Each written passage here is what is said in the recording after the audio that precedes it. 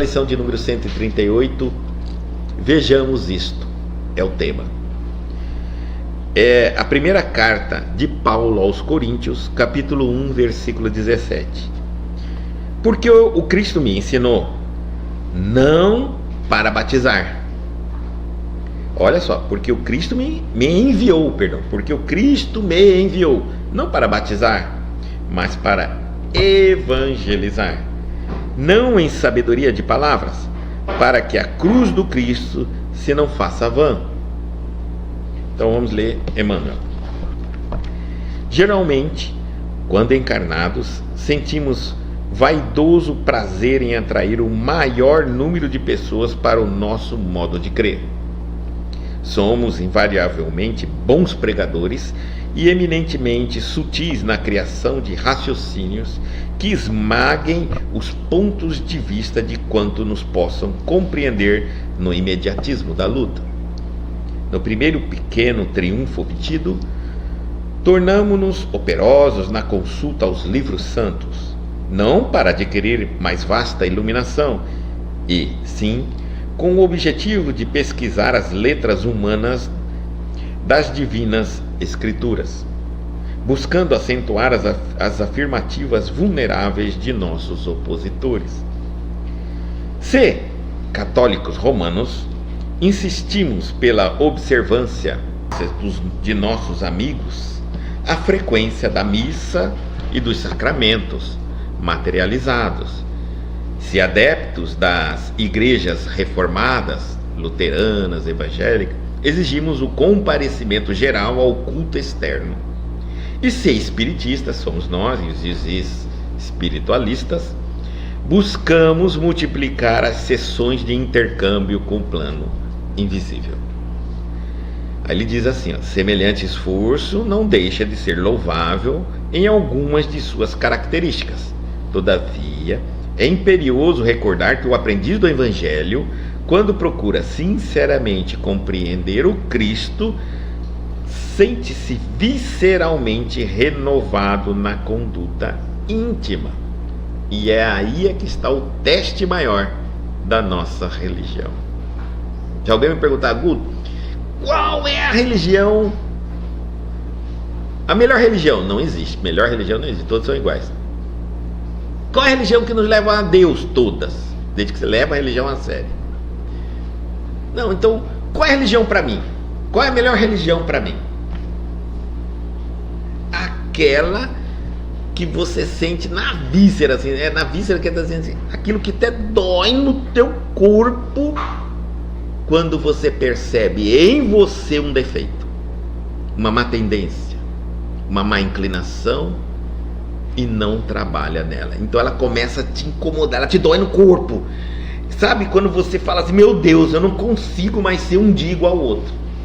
Eu descobri, por exemplo, que eu sou malicioso. E eu não consigo mais fingir que não sou e nem aceitar simplesmente que sou e ficar indo na minha religião, faz de conta que aquilo não existe em mim. Quando chegar nesse ponto, quando você encontrar a religião que bate duro, que você sente aquilo, que você vai embora sentindo assim na sua mente, eu preciso me transformar num ser humano melhor, eu preciso ser melhor, eu preciso eliminar meus defeitos, eu preciso evoluir, essa é a religião sua. E aí ele disse assim, semelhante esforço, ele está dizendo, é bom, é louvável, tá? Não deixe de ser louvável em alguma de suas características, todavia é imperioso recordar que o aprendiz do Evangelho, quando procura sinceramente compreender o Cristo, sente visceralmente renovado na conduta íntima. Quando Jesus penetra o coração de um homem, converte em testemunho vivo do bem e manda-o a evangelizar os seus irmãos com a própria vida. E quando um homem alcança Jesus, não se detém, pura e simplesmente na estação das palavras brilhantes, mas vive de acordo com o Mestre, exemplificando o trabalho e o amor que iluminam a vida, a fim de que a glória da cruz se não faça vã. Muito bonita. Eu falo que Paulo de Tarso, ele é um poeta, ele fala muito bem, né? E ele explica muito em detalhes. Então ele fala assim: Olha só, porque o Cristo me enviou não para batizar, não para rituais, não para cerimônias, mas para evangelizar, para ensinar. Eu vou pensar assim, né? Evangelizar é ensinar, né? Vamos pensar. Não em sabedoria de palavra, então não é ensinar. Tá vendo? Evangelizar não é ensinar. E a gente pensa que é ensinar. Porque se fosse ensinar, ele ia falar: como é que eu vou evangelizar se não for por palavras? Aí ele fala como? Para que a cruz do Cristo se não faça vã. É o seguinte: a evangelização nesse sentido, como que eu faço evangelização infantil? Eu ensino a criança e faço fórmulas de práticas para a criança, compreendeu? Então, Paulo de Tarso está dizendo assim: olha, eu não vim para evangelizar, né? Ele está dizendo: eu não vim para batizar, eu não vim para ritual, e eu não vim para ficar batizando, e eu não vim para evangelizar com palavras, porque eu não quero pôr a perder o testemunho de Jesus vivo na cruz, o sacrifício do Cristo, porque eu não estou aqui para ficar repetindo palavras e ensinamentos que ele já disse, que está escrito, que há milhares de livros. Eu vim aqui para exemplificar, viver uma vida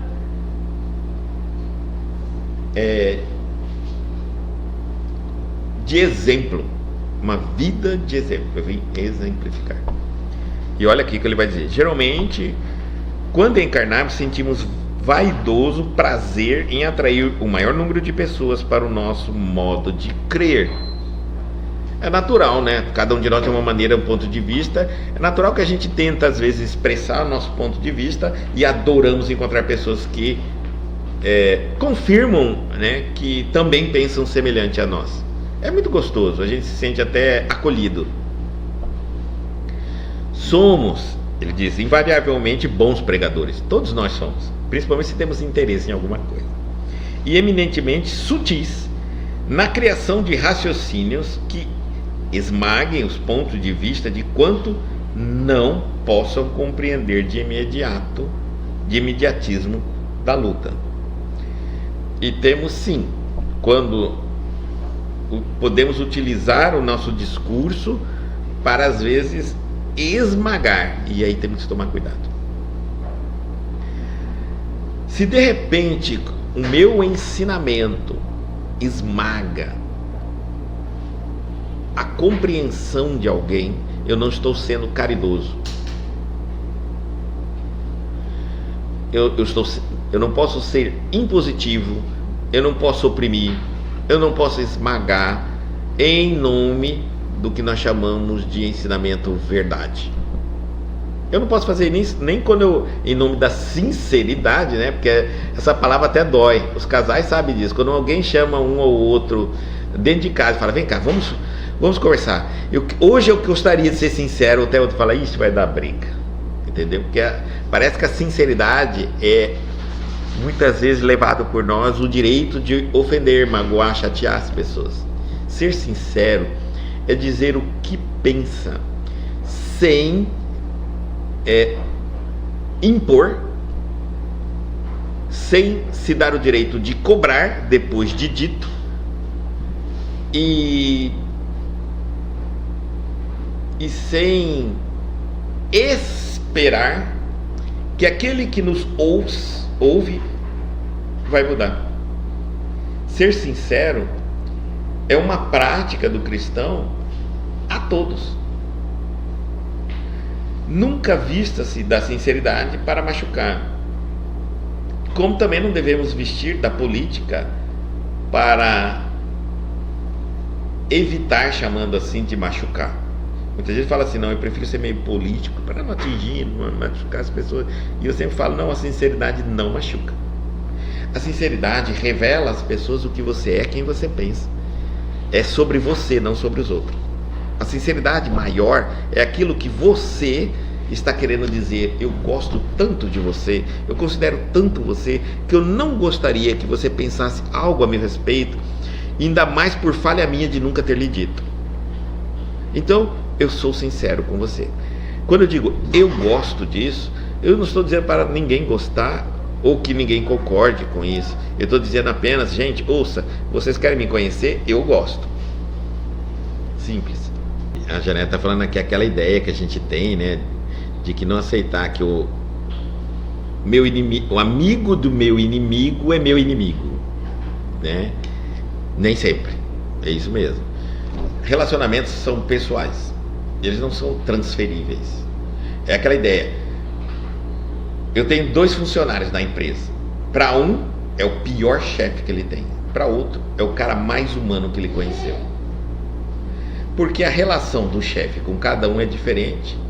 E é importante a gente entender que o relacionamento é o produto do esforço e da doação de cada um.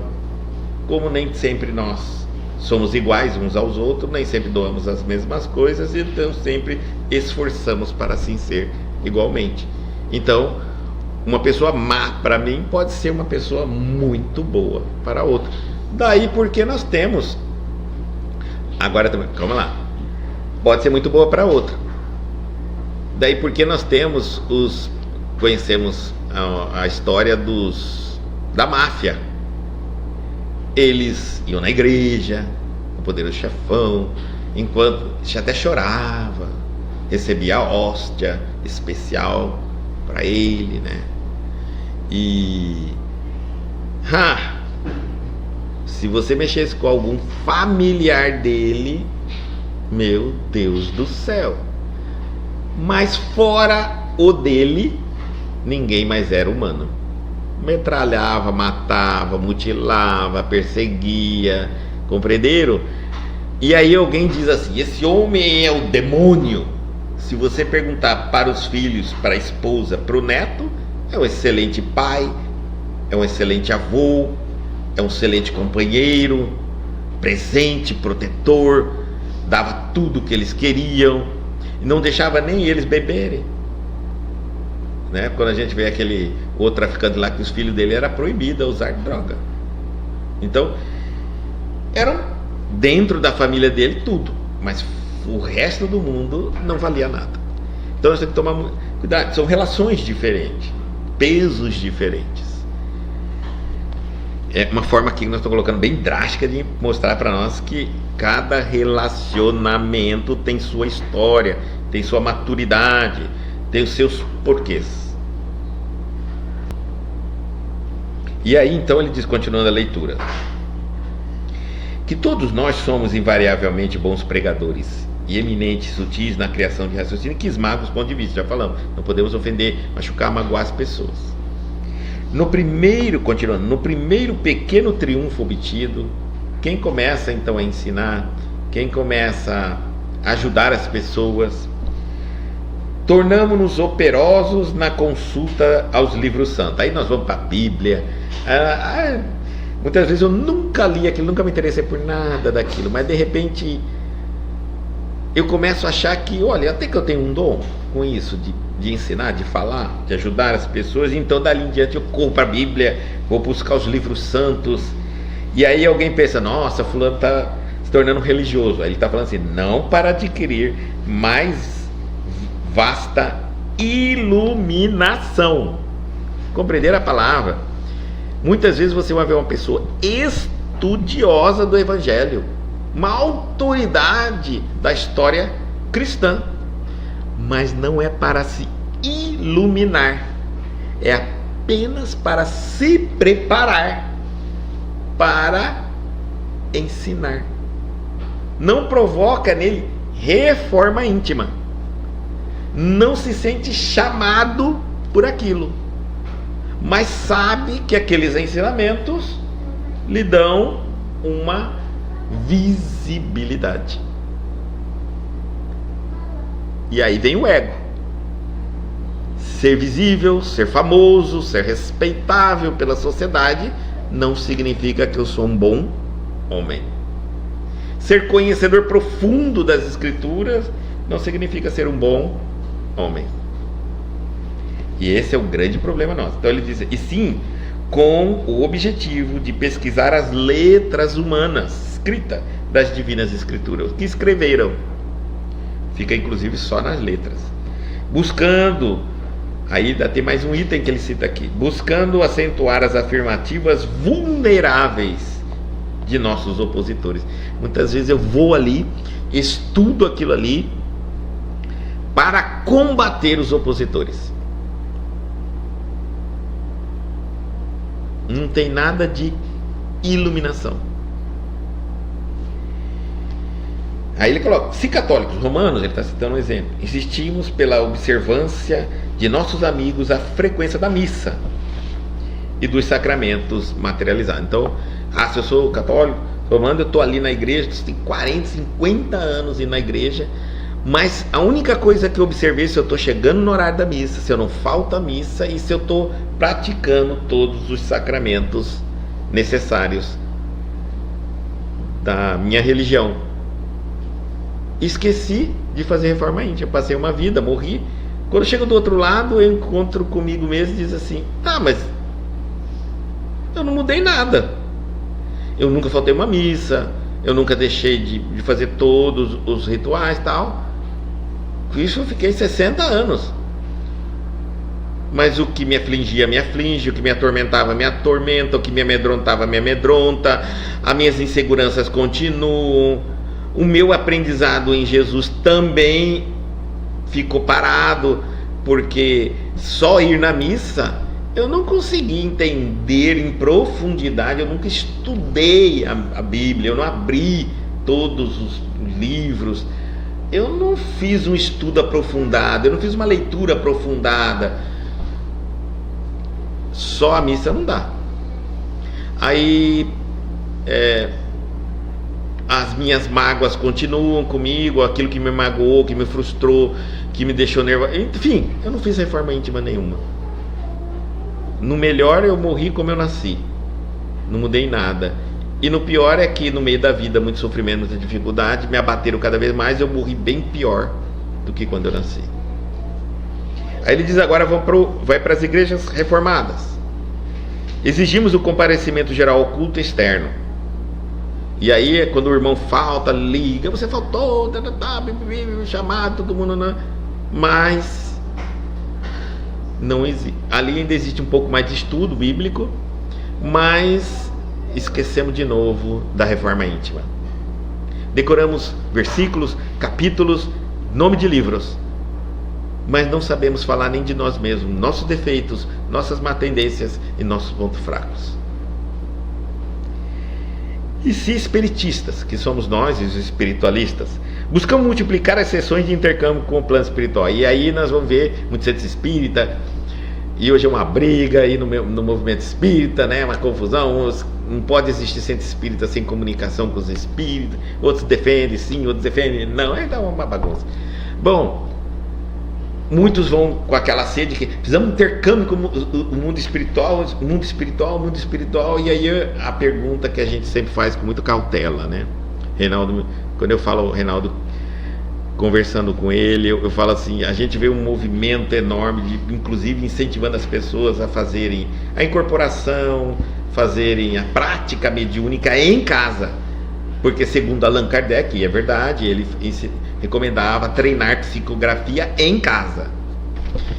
Então, eles estão querendo divulgar isso aí num momento como o nosso. Mas a federação diz que isso é perigoso, porque não é um lugar seguro, porque não está a pessoa cercada de pessoas mais experientes que pode orientar o praticante e nesse falta de orientação pode levá-lo a uma obsessão grave, uma fascinação. E o que nós estamos vendo na internet, tem gente incorporando aí Jesus Cristo, literalmente, falando assim, eu sou Jesus Cristo, e isso e aquilo, tem gente incorporando Maria, enfim, tá tendo umas coisas doidas mesmo na internet.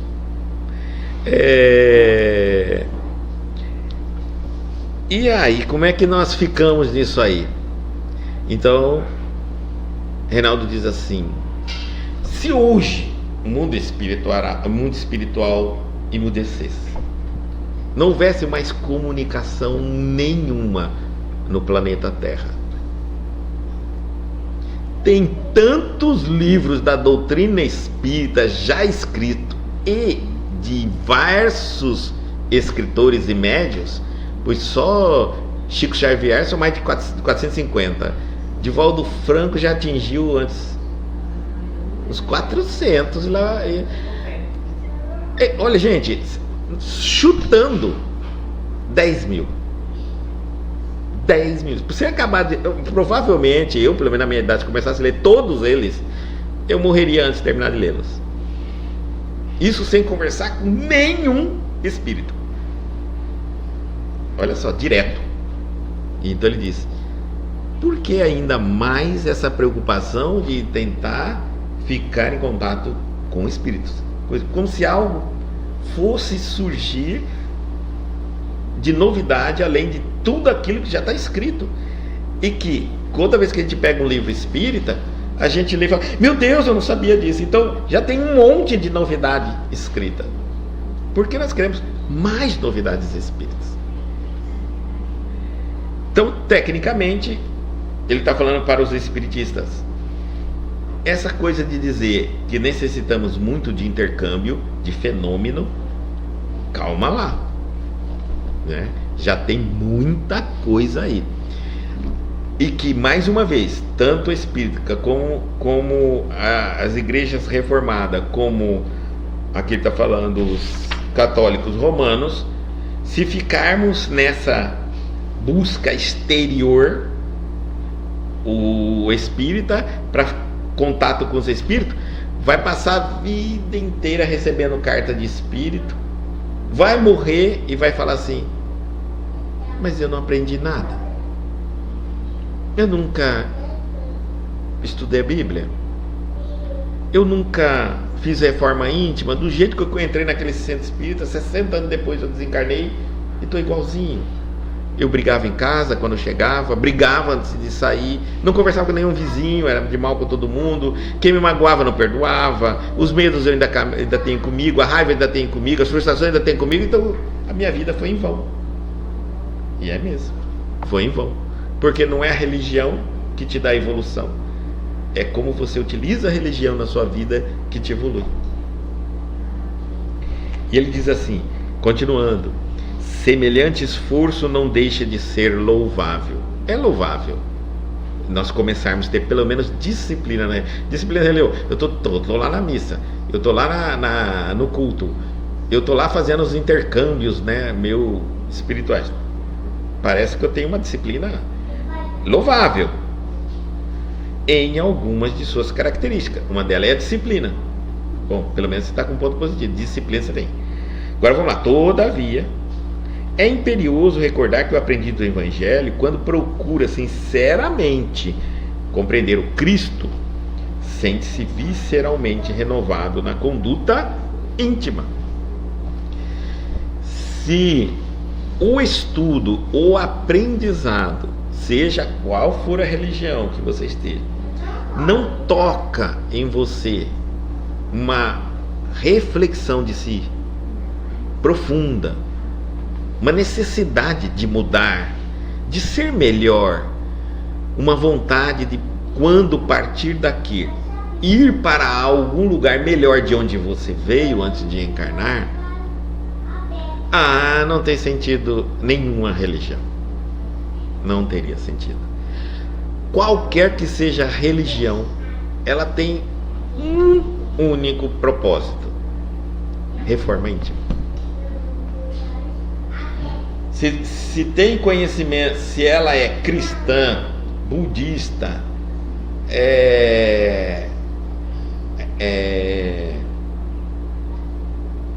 confucionista, seja o que for,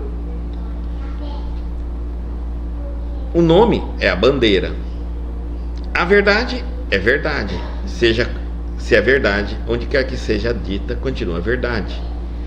Mas qual é a finalidade? Reforma íntima. Aí volta aquela pergunta: se eu quero servir a Deus, se eu realmente quero, tocou em mim, e eu quero servir a Deus, e perguntasse a Ele: Senhor, o que quer de mim? Ele vai dizer: eu quero implantar meu reino de Deus em vosso coração. Aí você fala, como que ele vai fazer isso? Limpa-se de todos os pensamentos, atitudes, sentimentos e conhecimento que não te sirva a nada. Aceita-me em sua vida. Transforme o seu coração um lugar onde eu possa viver, ali plantar o meu reino. E ilumine o mundo. Sede perfeito. Teu pai é perfeito, né? Se tiver fé, tamanho do grão, aí ele vai falar todos aqueles conselhos dele. Eu preciso só do seu coração. Aí você vai perguntar assim, mas Senhor, mas e o mal que está no mundo, a violência que está no mundo, o diabo, o Satanás? Não se preocupa com ele. Não se preocupe. Se cada ser humano fizer reforma íntima somente em si mesmo, feche os olhos para todo mundo, cuide somente de você. Quando todos da humanidade abrir seus olhos, a terra terá mudado. Porque cada um de nós traremos o reino de Deus dentro de nós. Olha que fantástico. O egoísmo vai desaparecer. As guerras vão acabar. O investimento para armas balísticas vão acabar. As enganações, as trapaças vão acabar. Tudo isso vai desaparecer quando cada um se tornar responsável por si próprio, seus próprios pensamentos, seus próprios sentimentos, suas próprias atitudes, e se tornar verdadeiramente um servidor do Cristo. Um exemplo na sua vida, com um exemplo na sua vida, um exemplo de vida cristã. O resto pode deixar por conta do Cristo. Então, não, o que ele quer não é que eu estude para aprender e não fazer nada, sem reforma íntima. Não é que eu brigue matando para que a minha religião seja maior que a outra. Não adianta nada sem reforma íntima. Não quer que eu saia gritando através de todos os meios de comunicação para que quanto mais eu comunique a minha religião, as verdades, a maneira como eu penso, vai solucionar o problema do mundo. Não, porque isso não convence ninguém. Palavras incomodam. Atitudes convencem, exemplo convence. Uma pessoa quieta agindo, tendo uma vida moral, convence qualquer um. Mas palavras e palavras às vezes até irrita. E é isso que ele está nos dizendo aqui. Você precisa sentir-se visceralmente renovado. E aí vem assim: quando Jesus penetra o coração de um homem, converte-o em testemunho vivo do bem e manda-o a evangelizar os seus irmãos com a própria vida, com o próprio exemplo. Quando eu dizer assim, como eu posso fazer caridade? Eu digo assim, não precisa sair de casa. Não, tendo bons exemplos dentro de casa, boas palavras dentro de casa, bons sentimentos dentro de casa. Seja a luz de sua casa. E você está fazendo uma caridade gigante, porque você está ensinando os que estão à sua volta no seu lar. E se o marido faz, a esposa faz e os filhos faz, o lar é santo. Não precisa salvar o mundo, salva o seu lar, salva você primeiro, salva os que estão à sua volta. E vai assim, cada um tem um que ama. Aí você salvou sua esposa e seu filho. Sua esposa tem uma irmã que ela quer salvar, vai ser o exemplo para ela. Aquela irmã tem um pai que ainda não morreu, vai ser o exemplo a ele. O seu filho casa, vai ser o exemplo na esposa dele e para os filhos. A esposa tem nós somos células, e essas células vão se aproximando, aglutinando para formar grandes tecidos de população, todas com um único propósito: reforma íntima. Sermos melhor do que éramos ontem, hoje, e sermos amanhã o melhor que somos hoje. Essa é a receita mais básica do cristianismo. Passei toda a época de Natal,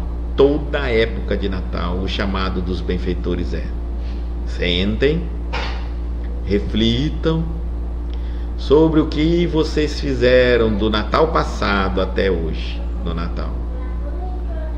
Percebam quais foram os seus avanços, onde Jesus conseguiu nascer na sua vida. Jesus conseguiu nascer na maledicência e você parou de usar a maledicência? Jesus nasceu na raiva descontrolada que você tinha de explosões e você se tornou uma pessoa mais calma? Jesus conseguiu nascer onde? Em você. Depois, trace quais ainda os itens da sua personalidade que precisam ser trabalhados para que você evolua. Escolhe o mais simples, o mais fácil para começar o ano cristão, porque o Natal é onde termina e começa o ano cristão. O ano novo, 31 de dezembro, é onde termina e começa o calendário, que é um calendário, inclusive, esqueci o nome, que nós seguimos. Ainda tem países que seguem calendários diferentes. Então, esse Natal é onde a família senta, reúne e debatem. Esse Natal, esse ano, eu tentei trabalhar a minha raiva, as minhas explosões. Então eu procurei trabalhar calma. O que você acha, meu amor? Você acha que eu consegui? Você percebeu isso em mim, que eu estava mais calmo? Ela, como alguém que está de fora, né? Ela vai conseguir: eu acho que eu percebi que você andou mais calmo, sim, mas ainda falta trabalhar, tá? Tá bom. E aí, meu filho, você achou que eu tô mais calmo com você? Não? E cada um vai se abrindo, colocando suas propostas cristãs de reforma íntima. Compreenderam? E aí um vai auxiliando o outro. Não durante um ano. Não é para ficar jogando na cara do outro. Você tá gritando aqui, não é você que falou no Natal que quer trabalhar calma? Puxa, isso acaba com a gente. Não é para fazer isso. Não se toca mais nisso durante o ano. A gente só auxilia a pessoa quando ela nos pede. E ela só nos pede no Natal. E então, meu amor, você achou que eu melhorei? Achou ou não? Pronto, acabou. Da agora, durante o ano até o Natal, não se fala nesse meu esforço, não. Tá bom? Sem que eu autorize, sem que eu te peça, porque senão vira uma jogação na cara um do outro e fere, machuca bastante, principalmente quando a gente abre as coisas do nosso coração e alguém usa como uma pedra contra nós. Então, não. Mas é para isso. Por isso que ele fala dessa reforma da conduta íntima nossa. E aí, continuando agora, quando Jesus penetra o coração do homem, ele converte testemunho vivo, já falamos. E amando evangelizar os irmãos, e manda eles evangelizar os irmãos com a própria vida. Ou quer dizer que eu não tenho que sair pregando, tá? E quando um homem alcança Jesus, é diferente, hein? Não se detém, pura e simplesmente na estação das palavras brilhantes, mas vive de acordo com o mestre, exemplificando o trabalho e o amor que iluminam a vida, a fim de que a glória da cruz não se faça em vão. Porque, gente, podem criar ainda infinitas religiões, escrever inúmeros livros, criar títulos religiosos, mas se não houver reforma íntima, a vida de Jesus foi em vão. A humanidade não será melhor. Daqui uns anos nós vamos tropeçar nos livros. Daqui uns anos vai existir tanta religião. Hoje, há mais ou menos quase 10 anos atrás, já havia 5.000 denominações cristãs, religiões novas. 5.000. Eu posso conhecer cada dia uma. Quantos anos eu levaria para conhecer todas? Se o ano tem 360 dias, 365, tem 5.000. com certeza, eu não repetiria um local. E o que isso modificou a humanidade? Absolutamente nada. Não é a quantidade de livros, de conhecimento, mas o que eu faço com eles na minha vida. Isso sim mudará o mundo. Mas eu vejo que nós estamos se perdendo na finalidade da religião. Estamos ainda muito presos às convenções humanas. Frequência, rituais, encontros, mas pouca internalização do aprendizado. Muito pouco. Ficamos muito mais a nível social. Aqui também cabe algumas pessoas que saem em busca das religiões.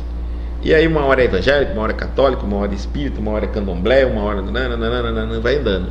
E aí diz assim: hoje eu não estou nenhuma. Realmente não entendeu a finalidade, que é a reforma íntima. Não tem como você não ter uma proposta. Se você tiver uma proposta que é se reformar, eu vou no candomblé, tá? O que eu vou fazer lá como religião? Bom, eu preciso encontrar meus defeitos, encontrar minhas má tendências e transformá-la, eliminando, substituindo por virtudes e por boas tendências. Eu quero me tornar uma pessoa mais humana, mais longe da minha animalidade, mais bondoso. Então, você vai encontrar isso no candomblé. Pode observar que você vai encontrar. Observe o conselho, observe os livros, vai encontrar. Você vai encontrar isso em qualquer religião.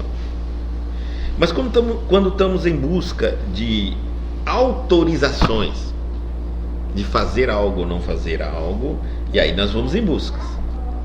Eu quero vender um carro velho, o motor dele está fundido, mas eu preciso vender ele. Eu vou colocar uma banana no motor, vou lá dar uma Bom, aí eu chego lá no padre, o padre fala: eu não falo dessas coisas aqui, então eu não vou ser um católico. Sai dali marchando duro. Vou lá pro espírito, o espírito: imagina você falando isso para Jesus, que seu carro tá para fundir o motor, você precisa vender para um amigo seu, uma pessoa que vai comprar. E se essa pessoa só tem esse dinheiro que se matou a vida inteira para comprar? Não dá. Então eu vou no terreiro lá, eu vi que o Exu lá vai vender para mim, vai cegar o comprador e eu vou comprar aquilo ali, e aí eu vou vender ele. Então ele tá lá no terreiro, tá, porque ele encontrou algo semelhante a ele. Então dessa maneira eu digo: eu não estou em busca do Cristo, eu não estou em busca dos ensinamentos, eu não estou em busca da reforma íntima. Eu estou em busca de atender as minhas necessidades. Isso eu tenho que tomar muito cuidado. Muito. Eu passo às vezes a vida inteira rodando, não fixo nenhuma, e me distraí. A vida acaba e eu não fiz a reforma íntima. Danada da reforma íntima. Retorno novamente. Porque como é que isso vai acontecer do outro lado? Não tem como. Muitas vezes fala assim: não, mas você só precisa aceitar Jesus. Outro diz assim: não, o que você precisa é ter fé. Ou aceitar Jesus e ter fé. Tá certo? Pronto, então tá bom. Ninguém me falou desse nome de reforma íntima. Então eu fui usando droga, roubei, trapaceei, enganei. Na hora alguém tô lá, sofri um acidente, ou troquei tiro com a polícia, e aí tô sangrando, não vai ter jeito. Aparece o pastor e disse: aceita Jesus, aceita Jesus. E pronto, você foi pro céu, né? É assim, pronto. Mas como? Eu não fiz reforma íntima. Chega lá no céu, eu vou aprontar tudo aquilo que eu aprontei na terra. Outro vai dizer: não, mas você tem que ter fé. E eu tenho fé, eu tenho fé, eu tenho fé. Olha aqui, eu vi meu quarto, eu lotei de imagem de quadro, tá tudo lotado aqui.